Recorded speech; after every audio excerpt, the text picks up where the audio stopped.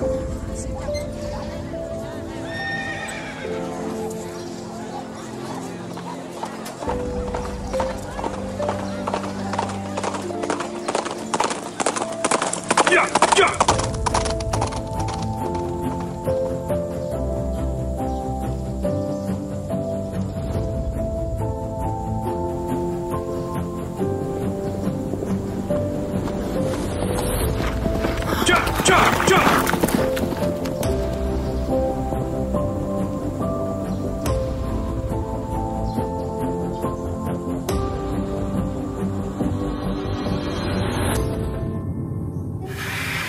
tướng.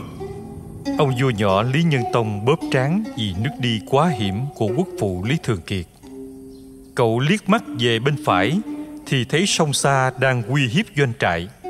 Liếc mắt sang bên trái thì thấy sông Mã đang xé nát đội hình. Nhìn lên phía trên thì thấy sông Pháo đang chĩa thẳng vào tướng. Cậu phụng phịu: Chậm thua, chơi lại dáng khác đi. Lý Thường Kiệt cười rồi thu dọn bàn cờ. Nhân Tông hỏi: Khanh có cách đánh thiệt là kỳ lạ. Khi thì cẩn trọng như ẩn chứa nhiều cạm bẫy, khi thì ào ạt dũng mãnh như sóng thần, khiến người khác không kịp trở tay. Bàn cờ tướng cũng như một chiến trường thu nhỏ, có thể áp dụng binh pháp được. Nếu địch mạnh thì ta bảo toàn quân số rồi phản công. Nếu địch yếu thì ta đánh phủ đầu. Lý Thường Kiệt ôn tồn giải thích. Lý Nhân Tông gật đầu, đột ngột chuyển đề tài: Vậy Đại Việt ta so với Đại Tống thì mạnh hay yếu? Lý Thường Kiệt đáp: Ta có thể nhỉnh hơn một chút. Đại Tống không phải là một nước mạnh, vẫn thường bị các nước Đại Liêu, Tây Hạ quấy nhiễu. Nhân Tông nói tiếp: Ta nhận được tin tình báo rằng bên trong nội bộ nước Tống đang có bất mãn sâu sắc vì những cải cách của tể tướng Dương An Thạch. Và thường thì khi có nội loạn thì chính quyền sẽ đi gây chiến để hướng sự quan tâm của dân chúng ra bên ngoài. Rất có thể ta sẽ trở thành mục tiêu ăn đòn của nhà Tống. Lý Thường Kiệt đã sắp xong bàn cờ, hỏi ông cụ non: Vậy bệ hạ muốn thần đánh nhà Tống trước à? Nhân Tông gật đầu: Chính là như vậy. Chỉ e trước giờ nước ta chưa ai dám dằn mặt thiên triều kiểu như vậy. Lý Thường Kiệt cười. Ông cầm quân chốt lên, đi một nước. Vậy thần sẽ là người đi đầu tiên. Dạ bẩm Thái Quý, Liêm Châu đã bị hạ. Thái Quý, Khâm Châu cũng thất thủ. Bạch Châu cũng đã mất. Dung Châu đầu hàng. Tin chiến báo dồn dập truyền về bộ chỉ huy. Lý Thường Kiệt rất hài lòng. Ông ra lệnh: Tiếp tục tiến về Ung Châu.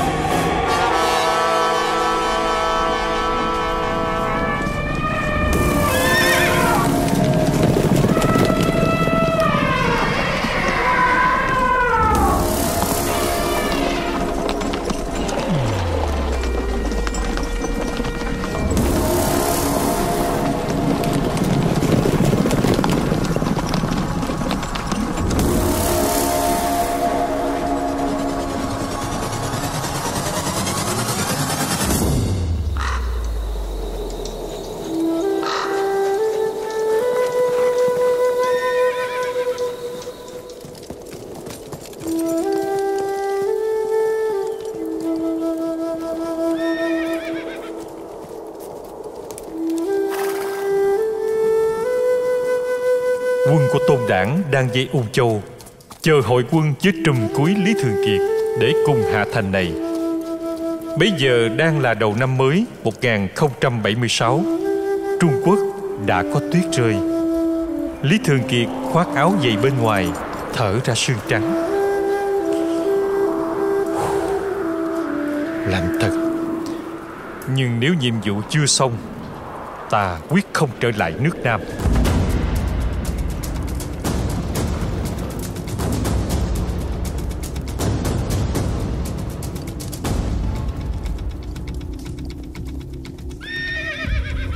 Nhà Tống nghe tin Khâm Liêm đã mất và quân Lý đang điên cuồng kéo như vũ bão đến Ung Châu thì nháo nhào cả lên. Vua Tống giận run người, lắp bắp: Bọn mọi giao chỉ dám coi thường trẫm và thiên triều như vậy à? Đạo lý ở đâu? Ông lập tức hạ lệnh cung cấp 20.000 quân, 3.000 ngựa chiến, khí giới vũ trang đầy đủ, 1 tháng quân lương, tổng động viên dân chúng từ Kinh Châu đến Quảng Tây để cự địch.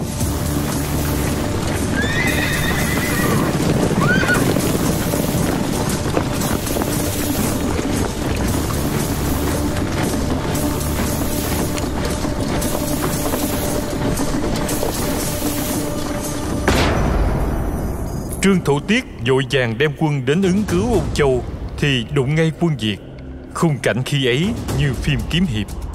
Lý Thường Kiệt và Trương Thủ Tiết đối mặt gồm nhau dưới cửa ải Côn Lôn.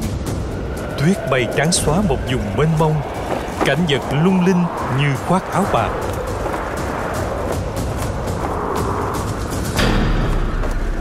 Lý Thường Kiệt mặt trắng như bạch ngọc, môi đỏ tựa thoa son. Sách Việt Điện U Linh chép rằng vì ông có dáng mặt đẹp nên mới tịnh thân và sung vào chức Hoàng Môn Chỉ Hậu. Ông vốn không phải họ Lý, sau này được đổi sang họ Vua vì lập đại công. Lý Thường Kiệt tuy là hoạn quan, nhưng điều đó không hề làm giảm sự oai phong của ông. Họ Lý mặc giáp, tay cầm thanh đại đao, đẹp trai lồng lộng, quy vũ chẳng kém gì Lan Lăng Dương Cao Trường Cung ngày xưa.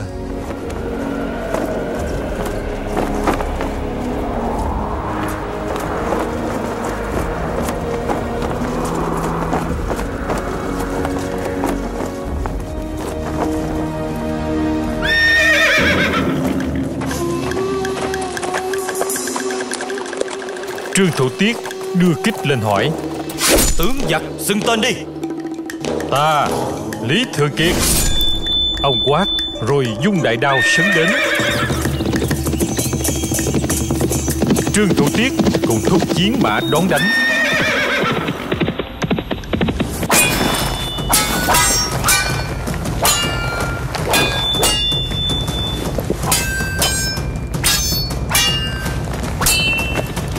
Đao và kích đập nhau chan chát hơn chục hiệp.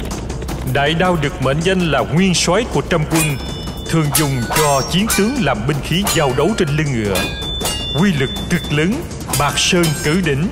Chiều dài và độ nặng đại đao tùy sở trường danh gia sử dụng. Ngựa Lý Thường Kiệt chồm tới, ông xoay đao bổ mạnh xuống. Trương Thủ Tiết nhanh nhẹn giơ ngang kích đỡ đòn. Họ Lý dần sức vào cán đao chém ngang một nhát nữa. Họ Trương lại ngửa ra sau tránh được.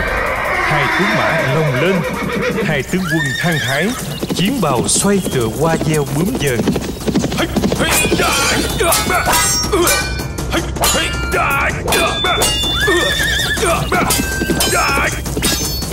Trương Thủ Tiết phản công, múa một đường kích rất đẹp cắt ngang không trung. Lưỡi kích xía thẳng vào ngực Lý Thường Kiệt. Ông giật mình lách ngựa sang phải, vừa kịp né nhát đâm chí mạng. Ngành của kích móc trúng mũ Lý Thường Kiệt. Mái tóc dài của ông bung ra, hoa tuyết rơi lả tả.